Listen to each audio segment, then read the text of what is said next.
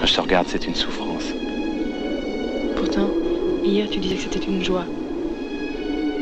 C'est une joie et une souffrance.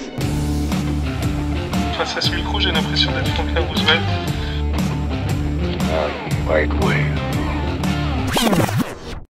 Bonjour à toutes et à tous.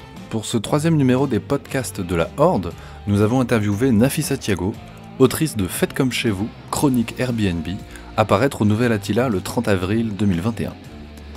Pour cet entretien, nous avons fait le choix de différencier 3 épisodes distincts afin de pénétrer avec plus de précision à l'intérieur de ce livre inattendu. Dans ce premier format, nous allons nous pencher d'abord sur la genèse de ce texte et des raisons qui ont poussé Nafissa Thiago à mettre par écrit sa longue expérience d'hôtesse Airbnb à Paris.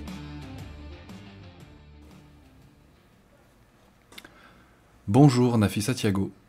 Vous sortez un livre au Nouvel Attila le 30 avril 2021 intitulé « Faites comme chez vous, chronique Airbnb ».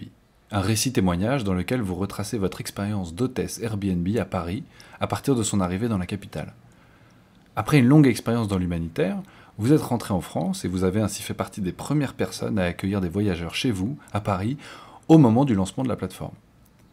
Dans ce livre, entre de nombreuses anecdotes racontées avec beaucoup d'humour, vous insistez surtout sur le piège qu'a pu être ce complément financier et les rouages dans lesquels le géant du tourisme a pris soin de vous enfermer. Mais ce que je retiens, c'est que vous racontez surtout vos sensations, l'impact que cette histoire a eu sur votre vie, et que vous tentez, au travers de l'écriture, de démêler les nœuds de toute cette expérience. Alors, pour commencer, essai ou témoignage ? Un essai, non. Un essai, ça se rapproche vraiment de la littérature. Je pense pas avoir fait de la littérature, je pense avoir écrit un témoignage pour tous ces gens, pour tous les Français, pour tous les Parisiens, pour tous les voyageurs, pour tous ceux dont le collaboratif est devenu une sorte de religion, ou en tout cas un mode de vie. C'est une lettre pour eux, je dirais plutôt roman du réel, je sais pas si ça a du sens. Est-ce que vous pourriez nous décrire votre projet, la genèse, comment vous est venue cette envie d'écrire à propos de cette histoire ? C'est le soir, où je devais recevoir ces 2 individus qui m'attendaient à l'aéroport de Beauvais. J'avais un anniversaire ce soir-là, du coup l'anniversaire était foutu en l'air. Et c'était une fois de plus un moment où je pouvais pas faire ce que je voulais, parce qu'il fallait, où j'étais vraiment, pas esclave, mais où les contraintes étaient vraiment pesantes. Et là, s'ils étaient encore à Beauvais, ça voulait dire qu'ils seraient pas à Paris avant 2h, quoi. Donc l'anniversaire était foutu, et donc je me suis excusée auprès de cet ami, en me disant, écoute, je peux pas venir parce que je viens de recevoir une photo, ils sont à Beauvais, donc ils en ont encore pour 2h. Et moi, en fait, quand je racontais ces histoires, les gens... moi, j'étais parfois en colère, ou alors, des fois, j'étais vraiment hallucinée, puis les gens trouvaient ça exceptionnel et riaient beaucoup. Et elle m'a dit, exactement à ce moment-là, écris-les, tu devrais les écrire. Et c'est le lendemain, j'ai vraiment eu l'impression de tenir un truc incroyable entre mes mains, comme si j'étais dans une décharge publique et que je sortais mes mains et qu'elles étaient couvertes d'or.